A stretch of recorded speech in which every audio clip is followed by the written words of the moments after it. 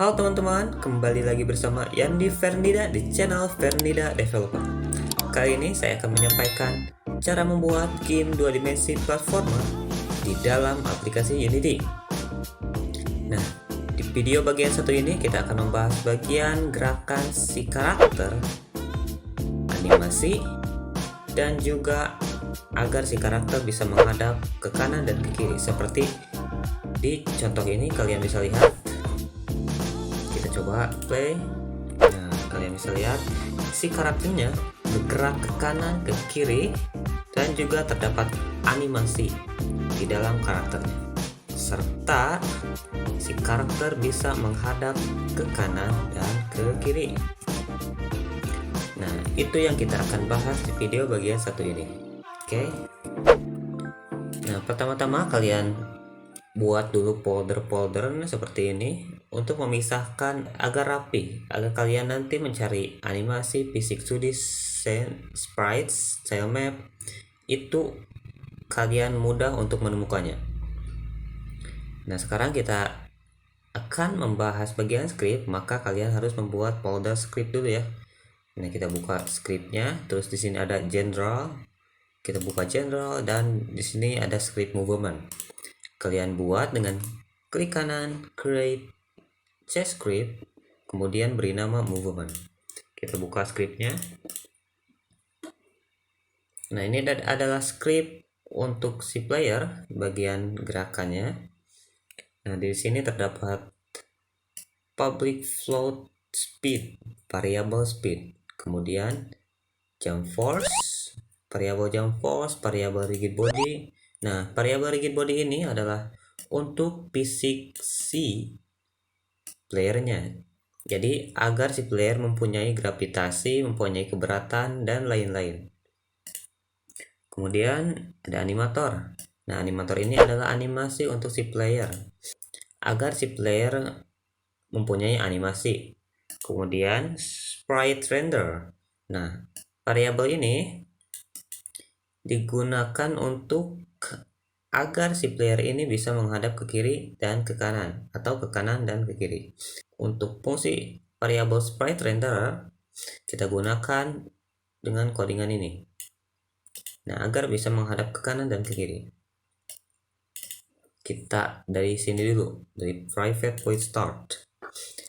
Nah, ini adalah codingan yang berfungsi untuk mengambil komponen dari player. Jadi, jika ada komponen rigid body di player, maka kita ambil. Kemudian animator juga dan sprite renderer. Jadi di dalam objek player itu harus ada ketiga komponen ini ya. Kemudian di private point update itu adalah float delta x input get axis horizontal kali speed. Nah, ini adalah inputan untuk si player agar bisa bergerak ke kanan dan ke kiri sesuai speed, kecepatannya sesuai variabel speed. Nah, ini adalah inputannya.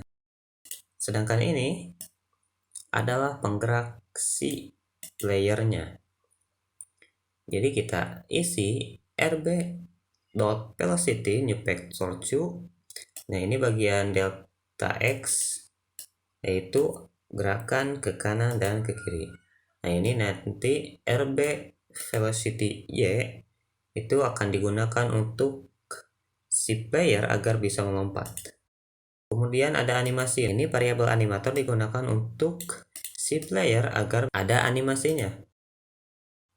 Nah, ini walk x. Nah, ini adalah variabel yang akan digunakan untuk animasi. Di dalam animasinya nanti. Kemudian ini mat abs delta x.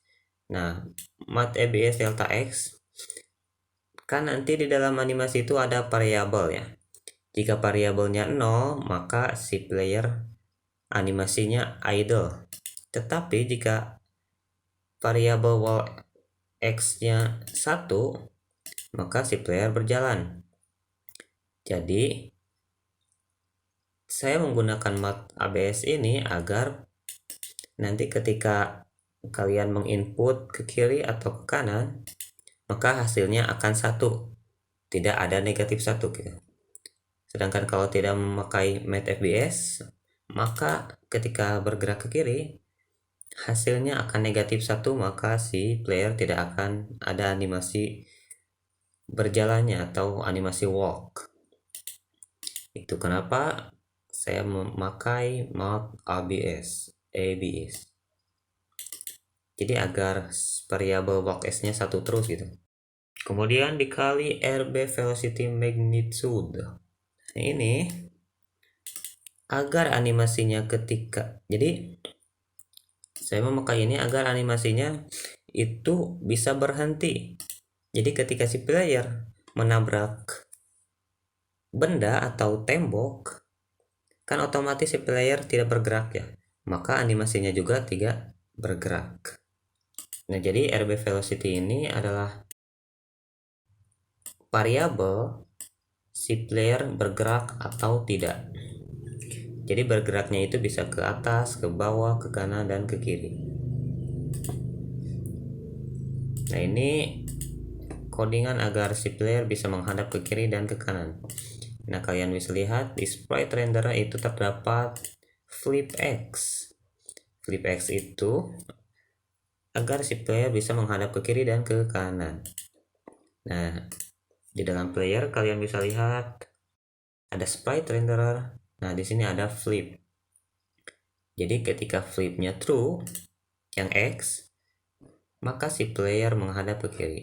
Tetapi jika false, si player menghadap ke kanan. Nah, ini kita hadapin si playernya menggunakan delta X atau inputan yang tadi ya, yang inputan ke kanan dan ke kiri, yang ini nih.